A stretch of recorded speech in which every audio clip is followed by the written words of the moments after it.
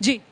बस एक सीन मैं बार बार याद कर रहा था, करीब करीब 2 बार अखिलेश यादव प्रधानमंत्री से मिले, दोनों बार बड़ी गर्मजोशी से मिले, हाथ वाथ मिलाया और कुछ बात भी की। तो मैं कल्पना कर रहा था क्या बात हो रही होगी। ऐसा तो नहीं कि अखिलेश यादव ने प्रधानमंत्री से कहा होगा देखिए बिजली आ रही है, और प्रधानमंत्री ने कहा होगा बिजली बेशक आ रही हो लेकिन झटका तो आपको लगा।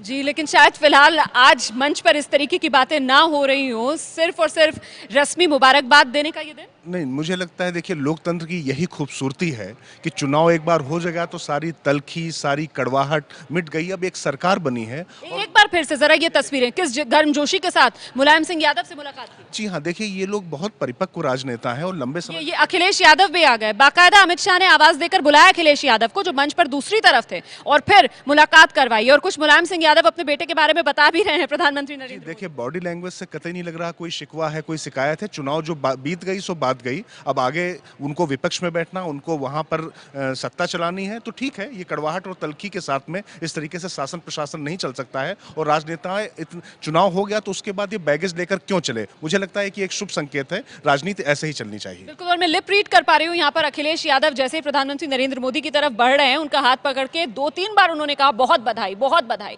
बधाई देने का दिन है आज। और वही बधाई अखिलेश यादव, मुलायम सिंह यादव दिल खोलकर प्रधानमंत्री नरेंद्र मोदी, बीजेपी अध्यक्ष अमित शाह को दे रहे हैं। हाँ, और कुछ कहते हुए भी दिख रहे हैं।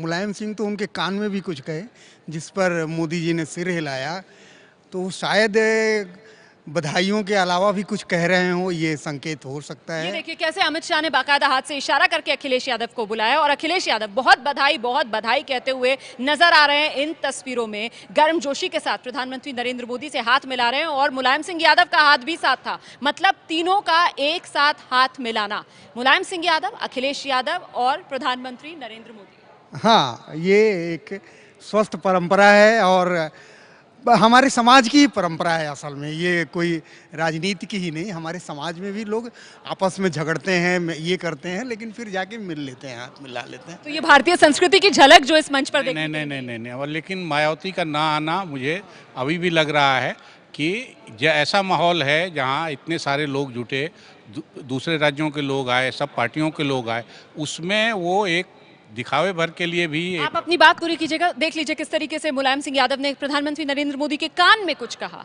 तो पूरी गर्मजोशी के साथ यहाँ अखिलेश यादव, मुलायम सिंह यादव मिलते हुए प्रधानमंत्री नरेंद्र मोदी से, ये देखिए किस तरीके से मुलाकात की है और फिर मुलायम सिंह यादव कुछ कान में कह रहे हैं प्रधानमंत्री। नहीं, मुलायम सिंह जी पूरे समय बैठे रहे, जो लोग आए सब उनसे मिले और जाहिर है कि वो कुछ ऐसा वहाँ हुआ नहीं होगा।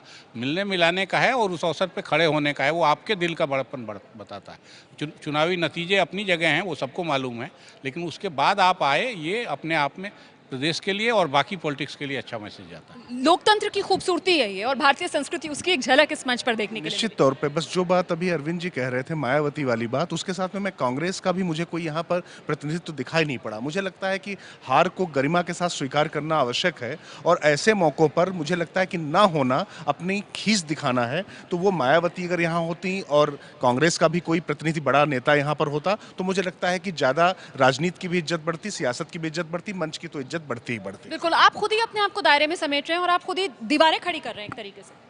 जी हाँ, और ऐसे समय में तो आना चाहिए जबकि एक लोकतंत्र में स्वस्थ परंपरा रही है।